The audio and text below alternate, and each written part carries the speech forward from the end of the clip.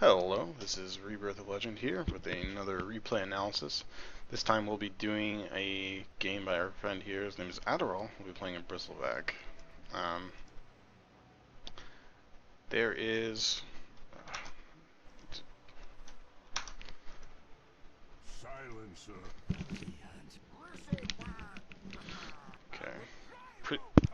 Okay, yeah, sorry about that. I had to make sure my microphone wasn't muted. But okay, pick a Bristleback. Nothing wrong with that. It's a pretty independent hero. You can run him off lane, safe lane, mid, whatever. He can do a lot of things. This ends up, looks like it's gonna be a mid Bristleback. Alright, Morty, the game's about to start. I want to consider a stout start, so like the 2 sticks. I know it's not equivalent cost, but Who's blowing that stupid horn? First blood. cool. You got first blood, you're gonna get a super fast bottle. Definitely a good start. Nice, so it is a mid Bristleback. That's cool. So one thing to comment on, which isn't really applicable in this game, but it's worth talking about, just, you know, for the sake of saying. Bristleback is not a good solo offlane hero. It depends on, like, you want a lot of levels on him, and if he gets the levels early on, he can snowball and get kills and be annoying in the offlane.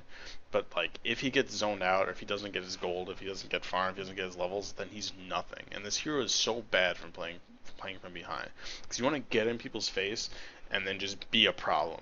And when you can't be that problem, is an issue. So it's really good that you're running a mid safe lane or like a dual offlane situation, like a Wisp Bristle would be good too. But yeah, so we're already doing the right thing, but it's something I want to talk about. So that's definitely a good decision. Because you could add someone who tried throwing you into the offline, or you could have safe lane too, and this is fine. But like if someone tries throwing you to the offline, you just flip them the bird and tell them no.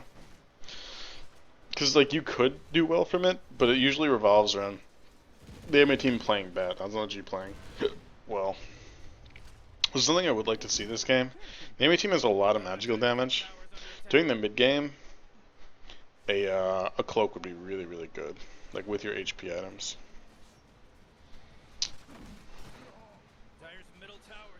Did you even get an assist for that? I don't think you did. Yes, you did. Cool spray. Okay, yeah, the one cool spray and auto attack. Like, saw it kind of quick and I was like, what? Yeah, don't overcommit on stuff like this. You got the kill, just go back to your lane. Because like right now you're wasting a bunch of time. And you had the haste turns to, like, you could have got there, helped them get the kill, or ran back to lane with your haste turn. You got mostly back and not missed out too much. Look at this guy. Level 5, he's a whole level ahead of you now. This build is fine too. Sometimes you can put off a level of nasal goo in favor of more Bristleback, but since you're mid, it's probably better to get that level. Because you're going to have the mana, because you're going to have a bot. Why are we standing here? I guess we just went AFK for a minute? Okay.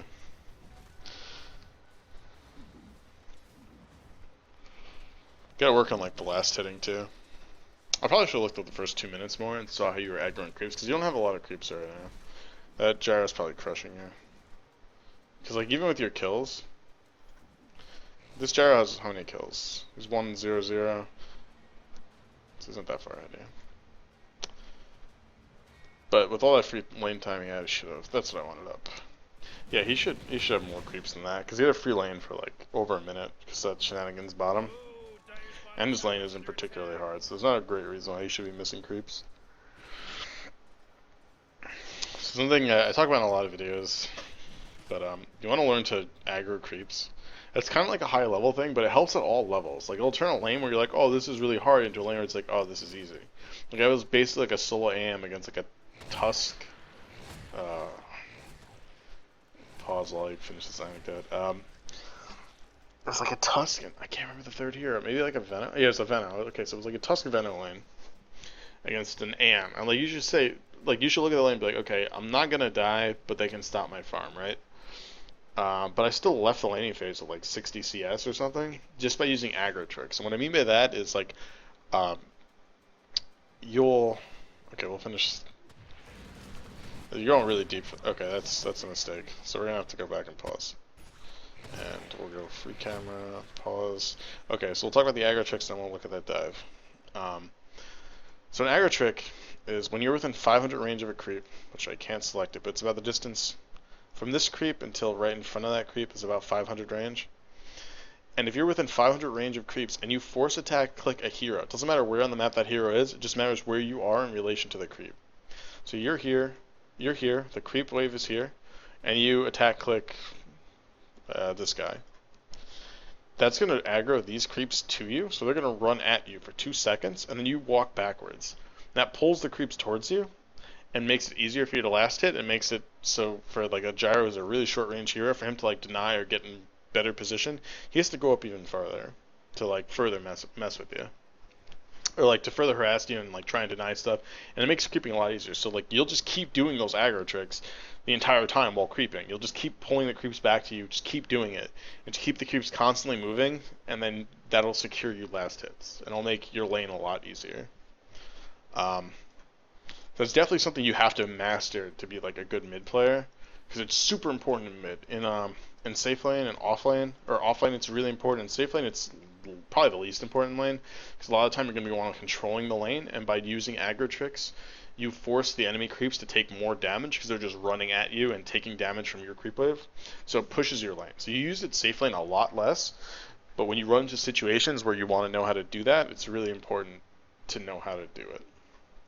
Because like that AM game I was referencing before, if I didn't use aggro tricks, I would have gotten maybe 15, 20 creeps. Because I knew how to do that, I got like 60 something. And I ended up with that game was like 1,000 GPM game. But if I got crushed in the laning phase, I would have never hit 1,000 GPM in that game. Actually almost 1,100. It's a good game. So, yeah, but the only reason that can happen is because like I knew how to play the laning phase properly. We don't care about them, we want to look at your dives. Okay. So this is really risky. So you shouldn't feel like you're going to get away from that. That's a gyrocopter. He does a metric fuck ton of damage. Like, you're full HP, but you're diving past your creep wave. And if you look at the time, it's 12 seconds, meaning their creep wave is going to be meeting there. So you run into him, you have no creeps to absorb the rocket barrage, which is on a really low cooldown. If he activated his, he has way too many tangos for range, yeah. But if he activated his bottle, like right now, like once he sees a quill spray go off, if he pops his bottle, he probably lives here and kills you. If he activates the regen rune, and then he pops another bottle charge just for the fuck of it, he'd probably live here and kill you. Because you're running out of mana.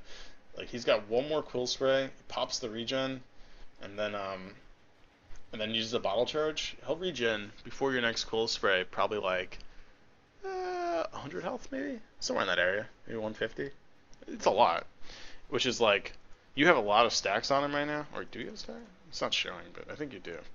Like, when you're playing a carry, you don't really want to do stuff like this, because when you die, it screws up your momentum. Like, even if you got this kill and didn't die, you'd have to walk all the way back to base.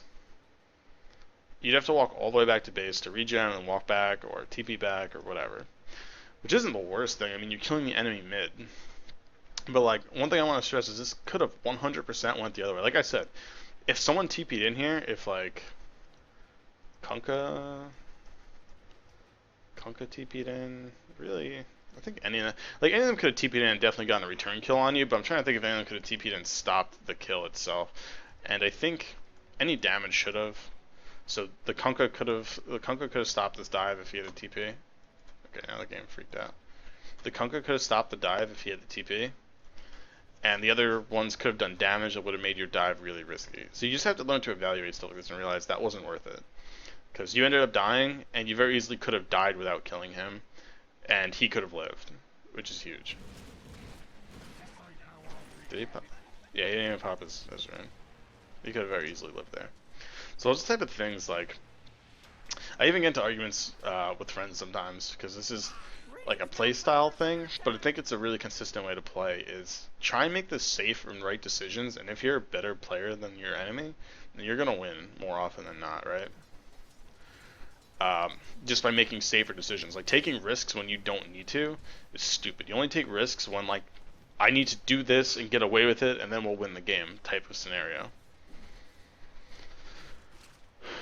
because we're so far behind. Like you don't just take risks for like the sake of doing it, and that's a risk that very easily could have not paid off.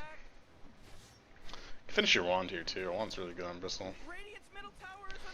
Bassie's also really good in this era too. Well, you're mid, so I'm not gonna harsh your starting build too much. I would like to have seen a stout shield, but it's not a big deal. You should just bought a TP and left. I think you're gonna get return kills here though. Maybe you do get away with it. You're dead. No, you're gonna live. Yeah, it's very close. You turning back to put like another Viscous Nasal Screw stack on him, like nearly killed you there. He's only got 2 in Rocket, but yeah, it came very close to killing you. So you have to like evaluate stuff like that, because you ended up getting a kill, but nearly dying for it, and you almost killed a Kunkka, right? That's who died. Oh, it was a Slark, I guess. Kill him, you kill a Slark, and you manage to get out. But like the margin between you getting out here and you dying is very, very small right now. Like if you shifted to the left there or something and that hit your side instead of your back, you were dead. There's a lot of things. There's a lot of things that could have killed you. That's like another one of those things where it's like not a good risk. Like you could have TP'd mid and farmed, and the value of that Slark kill is only like 250, 300 gold or something, right? That's only one creep wave, a little more than one creep wave, because a creep wave is worth like 220, 240 gold. And if it's a catapult wave, then it's worth 300. So that's like things you have to look at. This tech is a dick. You should be letting it creep. So yeah, we do complete the wand. We get the shield now. That's fine. I mean, like I said, the stout shield would have been nice early. It's a really good item to have early on, particularly against like ranged heroes. Lets you aggro creeps a little better. It's just a really nice item to have early on. But like you're building into the Vanguard, so that's totally fine item on Bristleback. I get it pretty much every game that I play him. I don't play Bristle a ton, but I do play it a little. And I usually play it from a safe lane position, so we play very similar ways right now.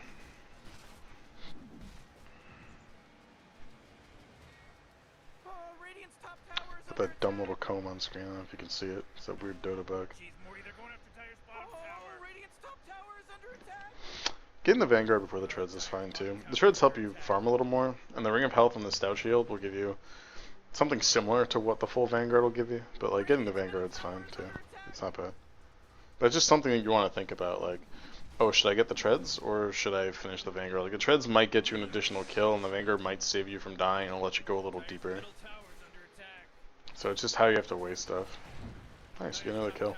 Something I noticed when I was like looking at the Dota buff of this game is you got a ton of kills and a ton of assists and you died a little bit. Just fine. Like that happens. You're Bristleback, you're gonna be frontlining, right? You should, unless you're having like a completely blowout game, you should die occasionally. You don't really farm. I think you ended up with like 200 creeps at 52 minutes, which is really low. So when you're playing like that, it's like dependent on you getting those kills, and if you don't get all the kills, or like let's say your support maybe finishes a few more of those kills, like it can really screw up your item progression. Particularly like the early kills. Like the early kills are what are gonna propel you into your next items. It's gonna be hard to catch, and I probably would have went on the Kunkka, and I would have been wrong. So that was good. That was really good. Chased him right into those mines. I don't know where he was pathing to. He like ran back for no reason and was like, "Oh no, Bristleback, I need to leave." Let's see. I mean, maybe he was running from something. I don't know. Okay, no, he's just an idiot. You just need to run down to the left and he lives. So he runs into mines. I can't even. We need to watch that guy's perspective. I don't know what was happening there. Oh, I'm going for the kill. I'm going for the kill. I'm going for the kill. Oh, get the kill. I'm out. I'm out. I'm out. I'm out. I'm out. Oh, fuck it. Let's go die. Okay. Yeah, I don't. There's no rhyme or reason to that. That, and like I want to stress, that's not. It's like him playing bad, which resulted in you getting an assist and the techies getting a kill, which is not necessarily wrong. I think you're gonna go for the Solar Crest here. Okay, like, I like the Solar Crest a lot. It's like a really nice item on Bristleback. I'd probably try and get a little more HP first. This is also where I'd probably try and fit in a casual cloak, because you have an extra slot right now. You can get a cloak right now. It'd be really nice. It gets kind of tough Because like, what are you gonna replace after that for your next item? Just something you run into. Oh, which is something you run into a little bit, but you know, you just have to kind of work with it. Like, you probably don't want to ditch the bottle that quickly, but getting a cloak can be really good. Like, a lot of times I'll just not hold a TP, and I'll just try and be where there's going to be a fight. Like, I'll tell the team to fight around me, because me having that cloak is just so huge. Like, if you're doing pretty well, I'd probably get the Sanj and Yasha first. I really like SNY in this year. It's really nice, the way it, like, combines with your stuffs. It's very technical terms. Yeah, you didn't really have mana to pursue that. Did the SNY. I was about to say, why the fuck don't you have boots, but it's just bugged.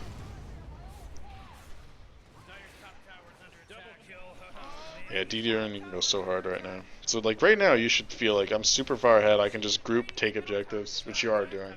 That gives you like really nice armor. And the Solar Crest is gonna make it really hard for you to get bursted by physical, and then you just need raw HP on top of that, and you're gonna be in excellent shape. So that's why I like the SNY a lot.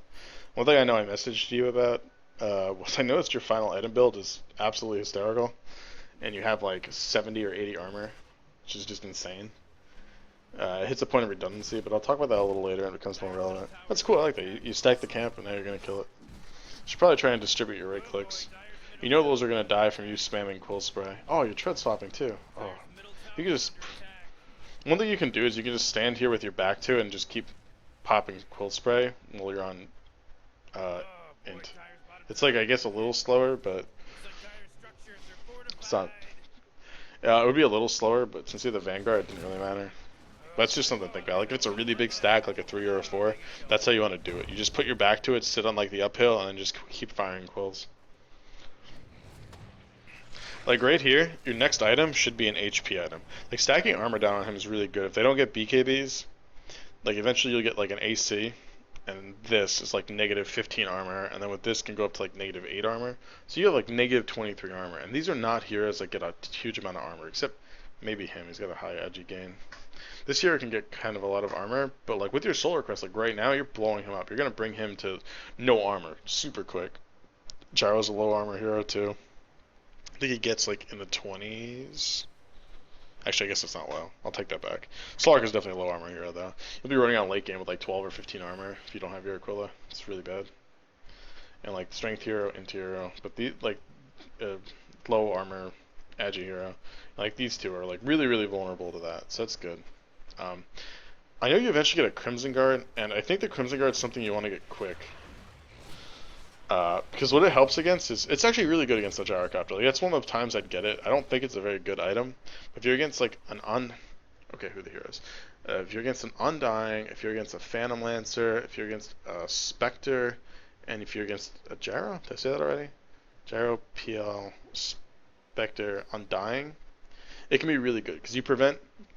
If you have like a pipe, if you have a pipe and a Vanguard and Spectre haunts, you negate all the damage apart from Desolate damage from her illusions, because the pipe negates all the magic from the Radiance that you'd get over the 7 seconds of haunt, and the Crimson Guard active negates all the right clicks her illusions do because they only do like 30% damage.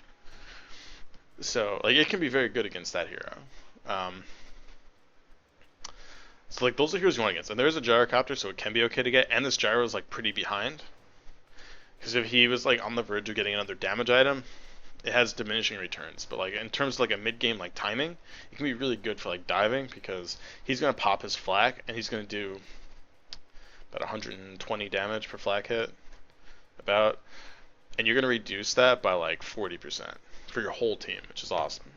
So that's like definitely can be a good item, but I just want to make sure you like know why you're building it. Because like it should be for a purpose. I know you're gonna get it, and you haven't gotten it yet. And I think if you were gonna get it, it should probably be your next item. But like, you're doing so well. Like I wouldn't want to commit on getting more into the Vanguard, because I'm probably gonna want to sell that for like a heart or something later on.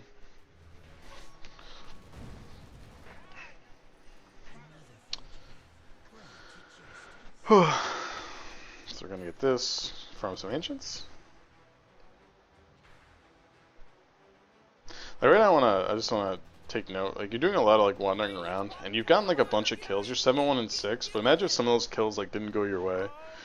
You'd be in really bad shape because you only have 60 creeps. Like, you need to put more of an effort when you go somewhere to actually hit creeps. And like, let's say you take this tower and your team's like posturing here, you farm that camp and then farm the creep wave and then maybe farm that camp if you're still not deciding on what to do. And then you can come in on that tower if you want. But just getting all the creeps you can like in between stuff is like really important. So you're getting an AC now. So like, there's nothing wrong.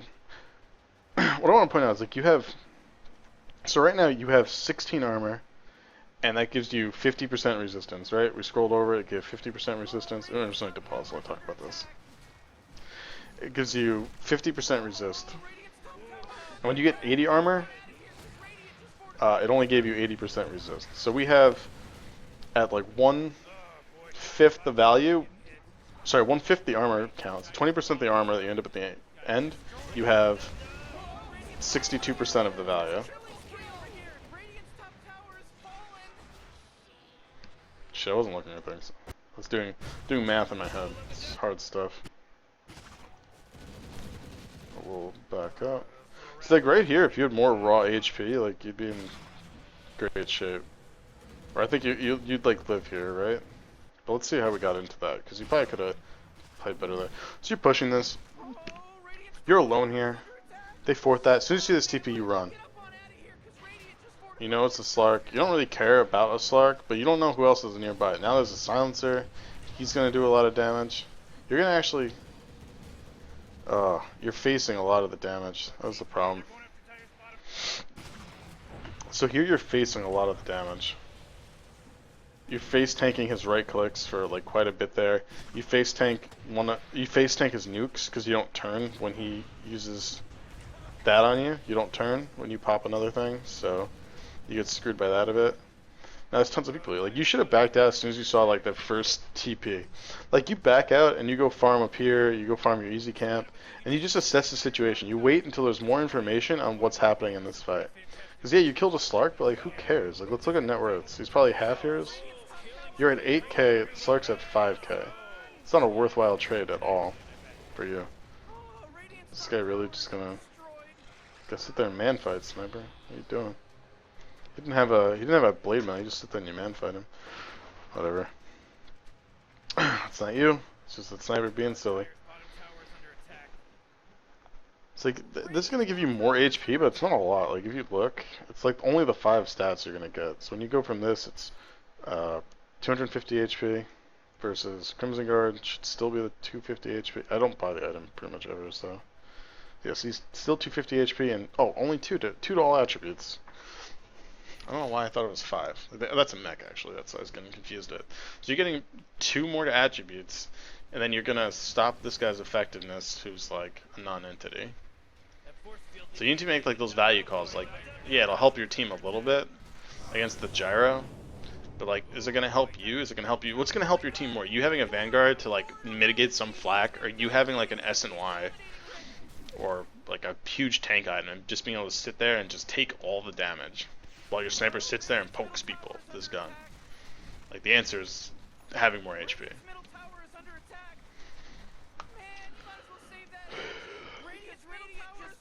But you did make the, like, it wouldn't have been worth getting this after the AC, so I guess it's good you made to call it then, but I still think this is the wrong item decision. This is good. It should be you who takes this, I think. Because you can do a lot of damage and you want to go really deep, so it should be you, not the sniper. And it is you, okay.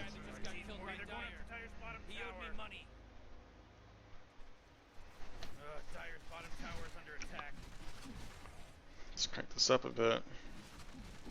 Finally getting some farm.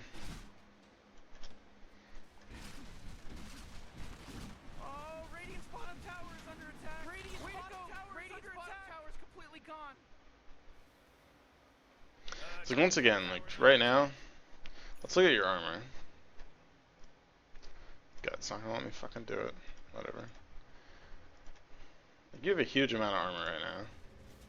Like 22 armor is pretty nice. I know you activate that so your armor goes low, but that's still, like, even with that up, you still 43. 43 to 57 is your range on armor. It's a huge amount of resist. So the way you get more from this right now is building like raw HP. Because like you have what's called effective HP, which is a combination of your armor or your armor and magic resistance, I guess. So your physical and magic resistance versus the amount of HP you have. So you can build like 5 Hearts of Tarask, or you can build 6 Hearts of Tarask, but getting 5 Hearts of Tarask and an Assault Cuirass will give you more effective HP than the 6. Because without the armor, the HP is worth less. Because it can each point of HP gives you less. Sorry, I'm like rambling because I'm looking at this.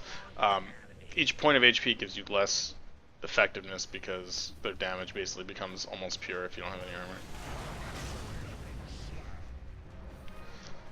See, like right here, I think like you have the Aegis, but like I don't think it's close to expiring. I could be wrong. Like, I'm watching the replay in faster time. 2 minutes. They're all dead. Turn back on him.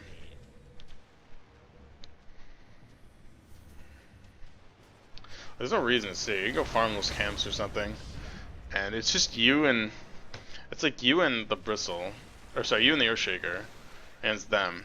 Like I wouldn't be necessarily scared that they'd be able to kill me twice, but you baited the Earthshaker to his death because you were both pretty low, and like his ult was on cooldown. So yeah, there was no real reason to be there anymore.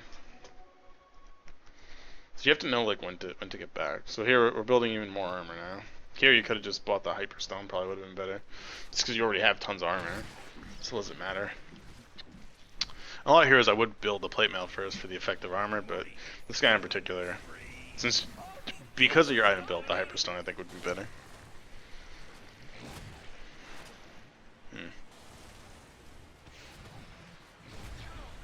What is he doing? Yeah, I guess he was dead. He could have still tried to run there. He might have been able to escape.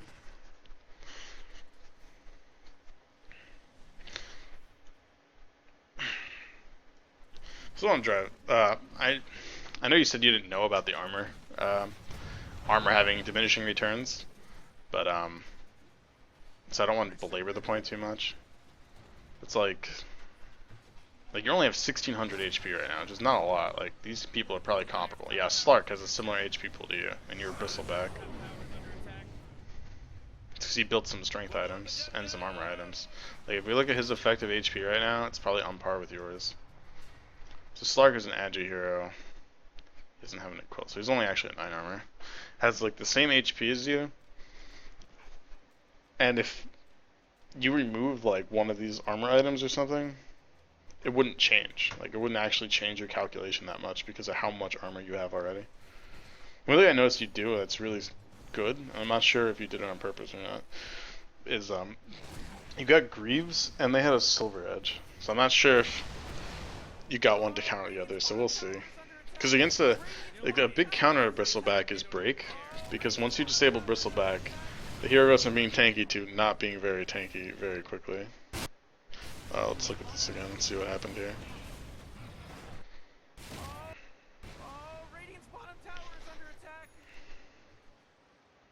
You don't know where any of them are right now. They're probably, like, you know they're not in middle, you know they're not farming that, they have to be in their woods. Like, this is the only place they can be right now. And you're just hanging around. Did you get broken here? No, just ruptured. And that's one of those times where having like huge effective HP would have, or a huge like HP pool would have been nice. Your team might have been able to get there. You could have lived a little longer. You have gotten off more quill sprays. It all would have been really swell. But that's still you being in kind of like bad positioning, because like yeah, if you looked at the map, their tier 2 was being pushed and no one was responding in both mid and bottom lane. And like no one really, like you can't go top lane to farm, but no one was there either. You have a ward at their ancients, you know they're not there. They are 100% in this area. And then you're just like sitting over there and like getting runes. You just have to be like aware of things like that. And not die for no reason. Like you've been getting a lot of kills, but like some of these things can be done more efficiently, and you could have prevented I think all of your deaths. So you have the first one over here, which was like a needless dive that you didn't need to do. Your second one was when you overstayed your welcome at this tower, when you saw like TPs in and then you weren't trying to run away with your back to them. You like stood there and fought and took huge silencer nukes to the face, not to the back. And then your third death was right there, where you should have known that they had to have been there. They literally had no other option, so.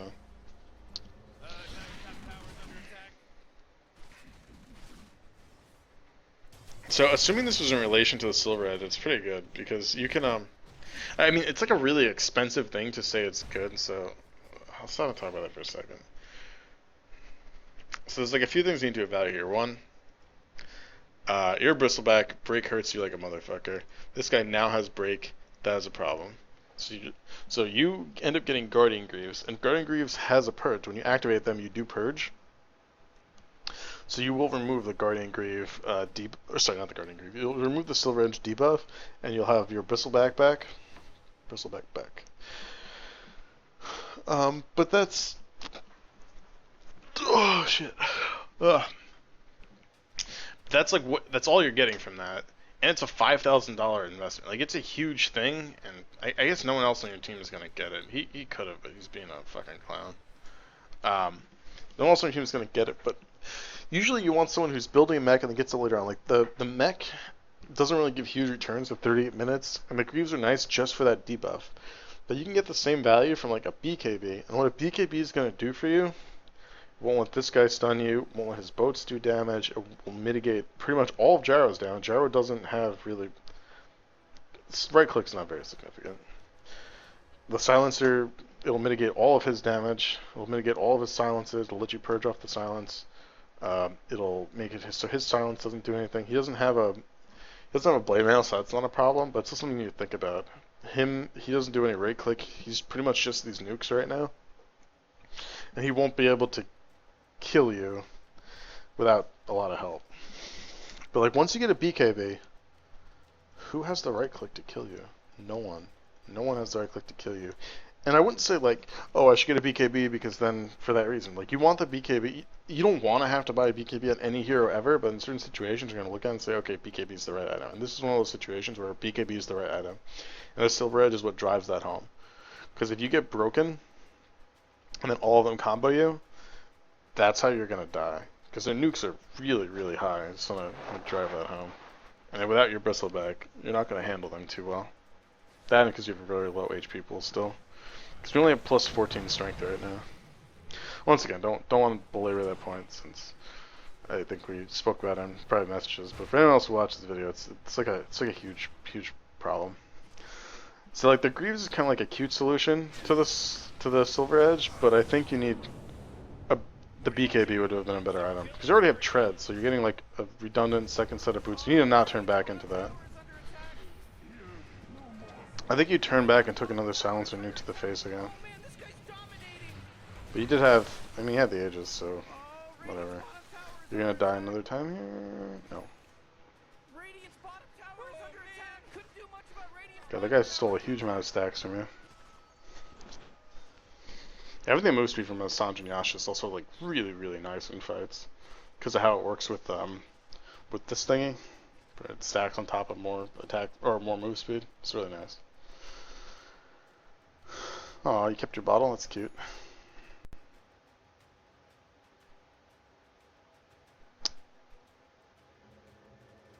Did you just... I think you just sold those after the...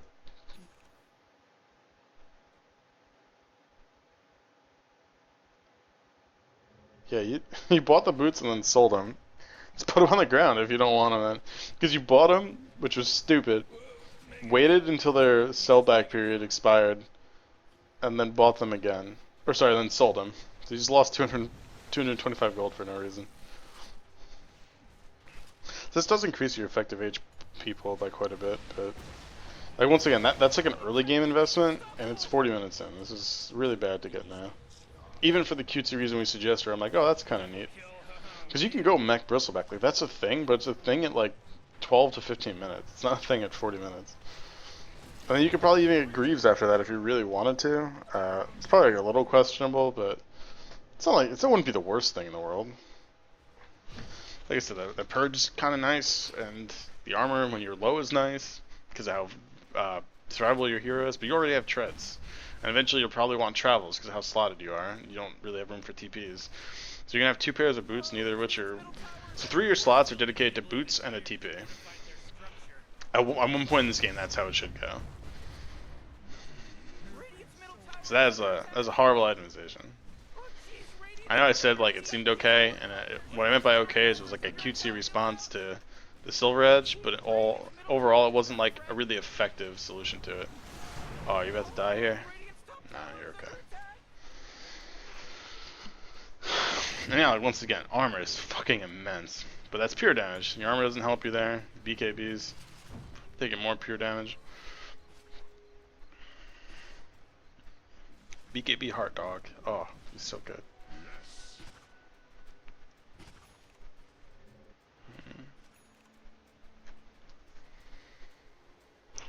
Oh,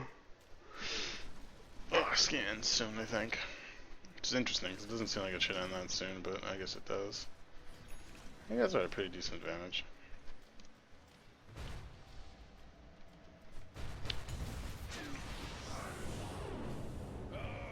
Cool. And then you get the Shivas. So once again, another armor item. Not like, this guy is probably the only one who wants to get a Shivas on your team. Or sorry, the Earthshaker and the Bounty could kind of. It wouldn't be the worst thing. But like, you're not stealing armor items from your team who might want it. But like coincidentally, I don't know if you thought about it, but like your team doesn't really build armor items. The only one who might is like these. Actually, I guess the three of these could build Shivas, and I guess he could build AC, but it would be kind of stupid. But yeah, I mean, you could like take your pick. And like, there's some games like if they had like a TA or a Slardar, dude, get an AC and a Shivas. Fuck it, you know, get all the armor you can. You can even get that as an interim item, and I'd be totally cool with that. But like, this is just way too much, particularly because they don't have armor down. The only reason you get ridiculous armor values like that is if they have huge armor down from like a Slardar, or like let's say they're running like a Slardar Shadow Fiend Venge or something, which is potentially 26, 32 armor down. If they stack it all on top of you, it can be up to 32 armor down, which is nuts. So much armor. And then you having like this might even be okay. But you'd still want an HP item instead of the Greaves. Like the Greaves could have been a heart. So just like think about that. You could have 3,300 HP and pretty much the same armor. And then even if they break you, it only lasts for 5 seconds. It would take them pretty long to get through 3,000 HP with that much armor. So this game's gonna end relatively soon. So just to like get through a few points, you probably want to think about your starting items a little more. In lane, a Stout Shield would have been nice. But overall, you got kind of a lot out of the lane. You got like, your rotations worked. Sorry, I won't say you got a lot out of the lane. You got a lot out of your rotations and got a bunch of kills. Oh, did I really forget to lower this the whole game? If I did, I am so sorry. Oh, it's pretty low. Okay, so you want to be careful with the dives and just be more like thoughtful about that. Like when you dive the gyro here, that was unnecessary. You didn't need to do it, and that should have went the other way if they played competent. If they had one person TP, if the gyro knew how to use his bottle, then you would have died there. Instead, he panicked under pressure, and everything worked out. But you shouldn't play a game where like, okay, if they panic, I'll get a kill here and then die. It's not a good way to play. Just be a little more map aware, and then try and get creeps in between your kills. Like just running around looking for kills, and it's not really a good way to play. Like you're a mid Bristleback, you need to get a lot of farm. You're not an offlane Bristleback, or maybe like 4 or 5 CS a minute would be okay. You're a mid Bristleback, and you only have 2 cores who farm. Like you should have like, he doesn't farm super fast unless you get like a Radiance. So I'd say like 7, 8 creeps a minute would be pretty reasonable. Anything above that would be incredible. But you're at like 3 creeps a minute, which is much lower. So you're like completely subsisting off the kills, and you want to be able to produce more reliable games where you don't go 13, 3, and 21. Because your team, if we look, you were never really at a disadvantage. You got an advantage and then just kept going. Imagine if this graph was reversed and like they had like a 2, 3, 5k advantage like right here, and you couldn't get those kills because they had more survivability items, they had more levels, whatever the reason is. If this was reversed, how would you make up that deficit where you couldn't just keep snowballing? And that comes with like knowing how to farm, knowing how to play like consistently, and knowing how to like avoid ganks, being map aware, stuff like that. It's like this was like another poor decision making that got you killed over here. So yeah, those are gonna be your only deaths for the game, right? This should end very soon. But yeah, that's kind of all we really need to talk about. Uh, Overall, great game. You killed it. You won. So those are some of the things you can improve upon. Definitely want to think about that itemization. This was really bad to get. Like I said, there was kind of a cutesy thing to this, but you bought it at 40 minutes. 40-minute Guardian Greaves, not that great. Because it's basically just like a 40-minute, really expensive mech. And the active's not really going to help you that much. My BKB gave you almost everything that arguably gave you. Radiant's middle tower is under attack. So itemization, work on farming in between getting kills and stuff, and then just make better decisions, like when to dive, when not to dive. If your team's there and like you're really far ahead, then yeah, you can try and do a dive, but just be kind of reserved. Don't overcommit on things. You saw them TP in here, just back up, wait for more information. You see that Slark TP in, you back up and go farm this. And like 4 seconds later, if you saw that Slark TPing in and you backed up to here and just farmed that, 4 seconds later you would have seen a silencer and you're like, okay, cool, good thing I didn't stick around, because even if they don't kill me, they would have done a lot of damage to me, which would impair your ability to contribute in the next fight that might happen in top lane. And then if you waited longer, you probably would have seen the other 2 people who were there. It was a Slark, a silencer. I think there's a gyro too. So I think the gyro ran up from behind, right behind the silencer, and the Slark TP'd in. And it's shitty items. So that's just stuff you have to pay attention to. I hope that helps. It took us a while to get this analysis video, but I hope some of those tips helped out. Once again, if you have anything else you want me to look at, I'm more than willing to. Just message me the replays, and I'll see what we can do. Alright, have a good one. Best of luck in your future games.